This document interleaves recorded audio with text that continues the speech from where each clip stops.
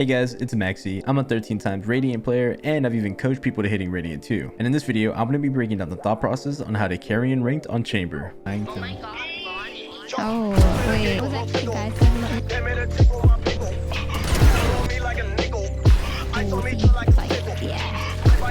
Yeah, you're built different. Let's go. Today's game is a chamber game on Lotus where I go 28-9 with a perfect tracker score of 1000 and surprisingly a headshot percentage of 39. This game isn't the most flashy gameplay, but it is a very methodical and extremely efficient one. So I'm going to be showing you the gameplay and giving you guys tips as we go. In all honesty, I got here late during the pistol round because I was AFK trying to set up my recording software for you guys.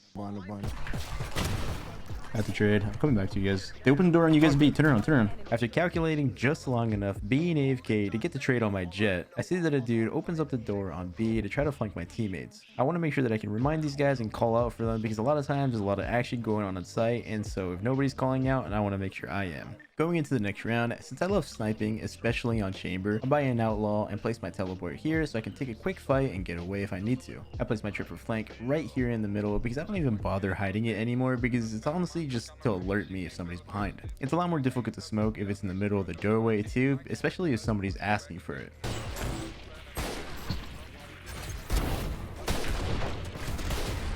Just like you guys saw in the intro of the video, I'm going to be abusing this peek the entire game. That's because if you understand peeker's advantage and have pretty decent crosshair placement, peeking these really aggressive lines of sights are really good once you kind of get the whole mechanic down. I have spent countless hours on CSGO perfecting this exact mechanic. Using the AWP in that game was always my most favorite thing in the world, and it kind of gives you some insight on why I'm a Jett and a chamber main at heart. Here's a quick snippet of it.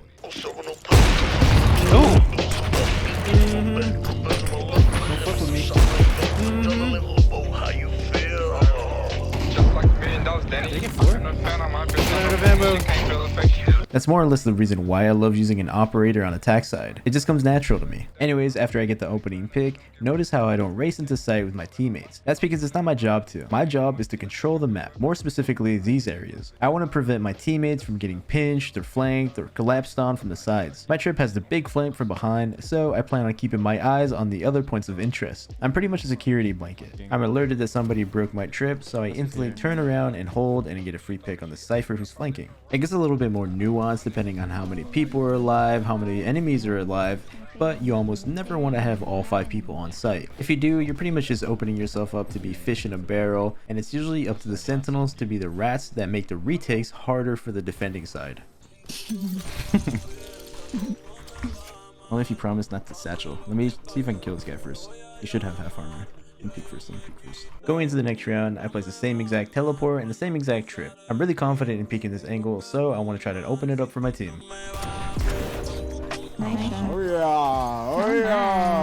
The second this Phoenix flashes, I'm a coward and I instinctively teleport away. My raze gets a really good pick here. We hear a lot of activity towards A with a minimum of at least 2 people there, so we funnel towards B. 3 of them go side together while I wrap around and try to have a good handle on the map just for information's sake. Remember, map controls information. There was a bit of a miscommunication and I end up overextending and dying. I definitely really messed up here. Now that they're both coming from the heaven side, and unfortunately they have a successful retake. Starting off in the next round, since my team wants to lean towards C, I place my trip towards the entrance of A, while I have full intentions of lurking towards B, just trying to look for some backstab or a really late flank or something. The simple way that I like breaking down lurking is to firstly break down the map into 3 lanes. If your team is going to be going towards the C lane, the other 2 lanes are yours to manage. You can hold or you can probe. This is where you can start playing mind games. It's essentially like I mentioned before. You're a security blanket and you're supposed to keep a handle on the map. There's a lot of different ways that you can play it. You can hide, or you can make your presence known to put the enemy on high alert, make him worry about the flank, all sorts of fun stuff. Another strength of this playstyle is that you can relay information very well. Say somebody rotates off, you can relay that info to your team and maybe get them to rotate towards you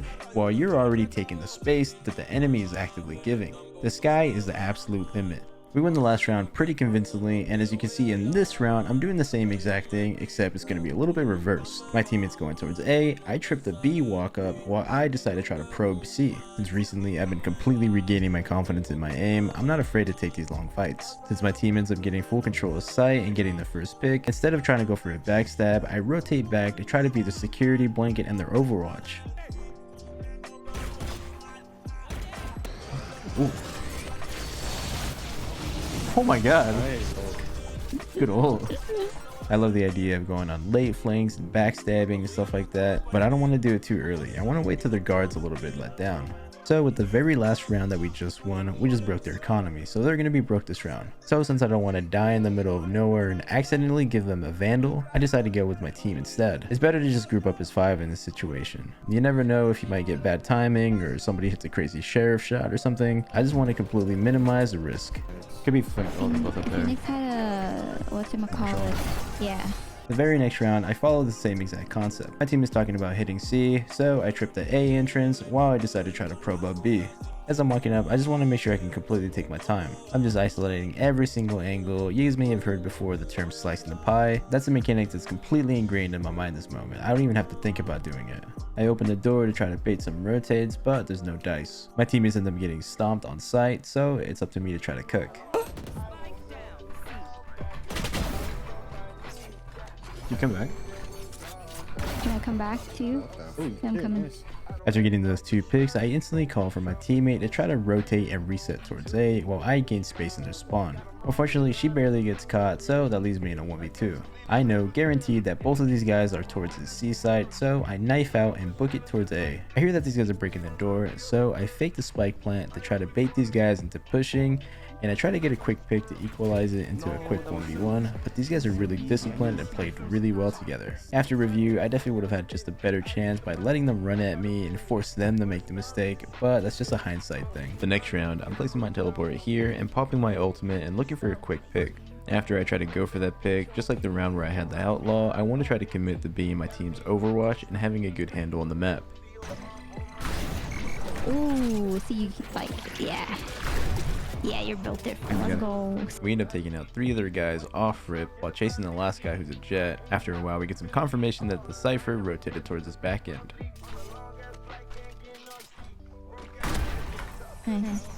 That's different from the very next round. My team wants to hit A, so I place my trip towards C while I plan on walking up B. I want to see if I can punish an overextension or maybe break some Cypher trips. I'm scared of a possible B hit, I think. He smoked it this round. This guy's pushing up C right now. He just crossed out.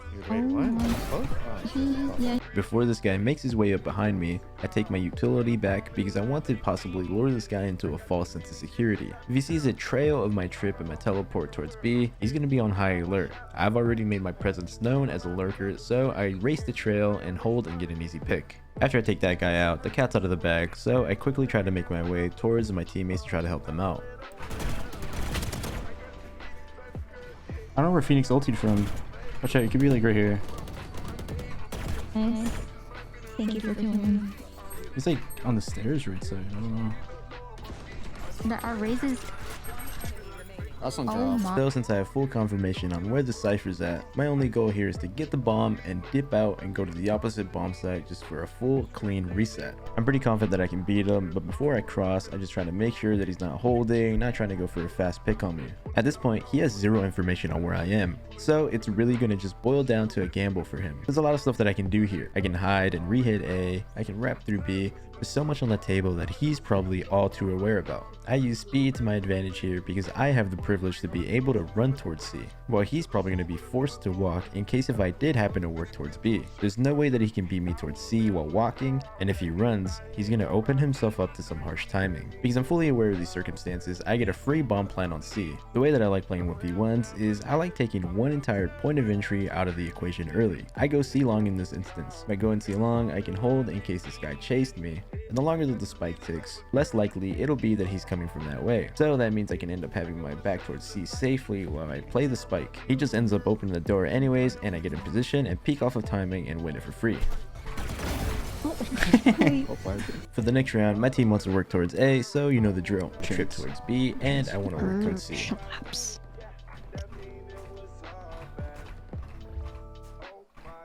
Clear the angle. My team ends up getting absolutely mollywopped, so I rotate to try to cook up a 1v5. No. Indeed. Also, they have like. The next round, I want to do the same thing that I did when I had my ultimate. Just work some picks and try to open up the round for my teammates, but they adapted and stopped trying to challenge me. After 2 huge opening picks for my raze, we already made a huge splash and showed a lot of presence towards A. So my Gecko and I rotate towards C because the C players by now have probably rotated to try to retake A because they think we have full control of it and we're hitting it. This leads us to having full control of C's site with room to spare. I work my op towards their spawn side and get an aggressive angle and take out their Astra. Okay. Cypher's on. Yeah. And he's crouch B. So it's the last round before the swap and I just realized I'm going 17-3. As you may have noticed by now, there isn't anything special going on. It really does help that I am hitting my shots, but I really am just playing textbook. For example, this next round, I'm right back to the same old, just trying to challenge a off rep to open up the round for my team. Langton. Oh, wait. That's not very... What was that guy said yesterday? Cash money. Oh yeah, it's not very cash money. Something that I've noticed over my years of coaching is that a lot of you guys have insane aim. As long as you guys have the brains and the know-how to kind of back up your good aim, I can see a lot of you guys seriously climbing up the ranks. Unfortunately, we lose that last round even though I got those 2 opening picks. I did get a little bit silly though, so I have no room to blame. For my piston round buy, I get a chamber trip and I get 4 bullets of my headhunter. I place your usual trip towards B right here to stop any lurks, while I place my teleport towards this waterfall area. My goal is to maybe go for 1 or 2 and then teleport off, but this Gecko flash completely ruins my play. I'm forced to teleport off, but since I'm feeling confident and I know exactly where these guys are going to be coming from, I decide to play for a sight hold. I want to stand on business right here in my role as the anchor. Okay. One more dinked. My goal is to at least take 1 or 2 out with me. I accomplished exactly that, and now my team is in a 4v3 retake with numbers advantage. I was really confident on holding sight because since Gecko is their only initiator, and he already uses annoying flash right off the rip, I was confident that I could hold a strong off angle without being disturbed at all. My raze ends up going absolutely huge with 3 1Ds and then we win out the round going 9-4. The very next round, I place the same exact trip at the bottom of B and end up going with an outlaw because since the enemy team ended up getting the spike down, there's a high possibility that they can force to try to switch the momentum for the game. This time though, I'm ready to try to break the Gecko flash in case if they try to toss it off rip again. I hear B. Yeah, it could be outside. Oh yeah, hitting full B. Oh, they're stinging force singers. Okay. So my hunch ended up being right, but it didn't matter because I am fat and stupid and I whiffed completely. I like fat fingered. I shot too early. I don't know what happened, but I just completely derped. Unfortunately, we lose that round. We're gonna save for the next round, so I try to sneak in this little corner with my teleport towards waterfall to try to sneak in a pick and then maybe teleport out. They show heavy activity towards A, so I try to flank with my jett. I'll be there in 30 seconds. That's just Fuck, I'm coming with you. 104 Cypher. There's Jett and Cypher. What is he doing? Jett's one tap. Jett's one Ooh. shot.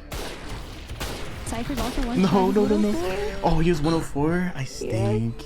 After rewatching this, I'm 10 times more upset because I just completely tuned out the callouts. I'm just a pea-brain. With the Jett and Cypher both being one hit to my deagle, this was very, very winnable. So even though that I choked last round, I still come out with my ultimate ready. I place my trip towards bottom B while I set up my teleport in this breakable door right here. Then I re-wrap around and plan on tucking here and then going for a shot, then teleporting safely. This is because it seems like they've been getting comfortable trying to hit A. We hear early C activity while my raze gets a pick on the Cypher towards the A side, which in my mind tells me that it's the lurker. Turns out they double backed and chased down the raze to try to take B. Yeah, they hit the wingman. Guys, trim up top. Oh, yeah. I can't. I'm gonna break Mollying something them here all. soon. I mollied them. I'm flashing 3. I'm flashing 3. The round gets a little bit scary, but my Gecko clutches it up. Nice. Ew, wait, that's scary. That was very scary. For the next round, since they have a Gecko ultimate and they almost won B, that's going to be the lane that I want to contest this round. I place a trip towards the entrance of C, while I place my teleporter right here on waterfall again. As the wall goes down, I back up and I get in my little safe spot and hold an off angle. As I'm holding, turns out they're heading towards A, so I rotate to try to help out. And not being able to get out. I'm running. It's true what you said about someone who's being on. Can you smoke close, eh? People want you to be a certain way. You can't help but be depressed. Feels sexy. I'm not going to I'm be. not sure what this is yet. I'm going to molly that. And then I'm Mom's gonna here. hold. I'm gonna trick behind us. She pushed.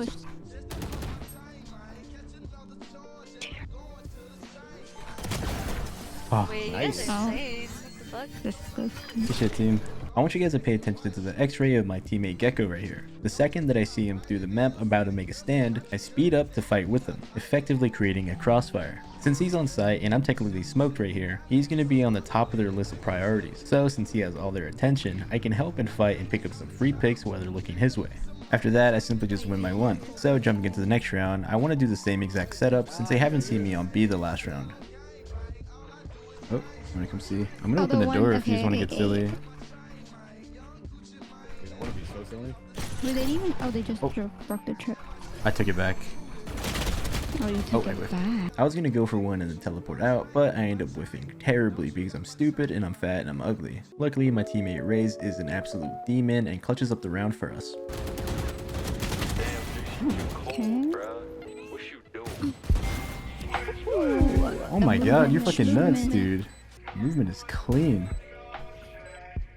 For the very next round, since they just got the bomb down C and they have a Phoenix ultimate, that's where I'm gonna head. As I'm creeping out, I'm pre-aiming the Gecko flash in case they're trying to take it, but it turns out my guess was wrong yet again and they end up going B. Since Cypher was the one that was taken out first, I go on a big flank because the trips are nothing to worry about anymore.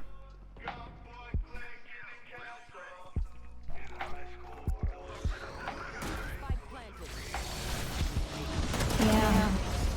And we win. GG. GG. This is today's code word for a chance of free coaching. Thank you guys so much for watching.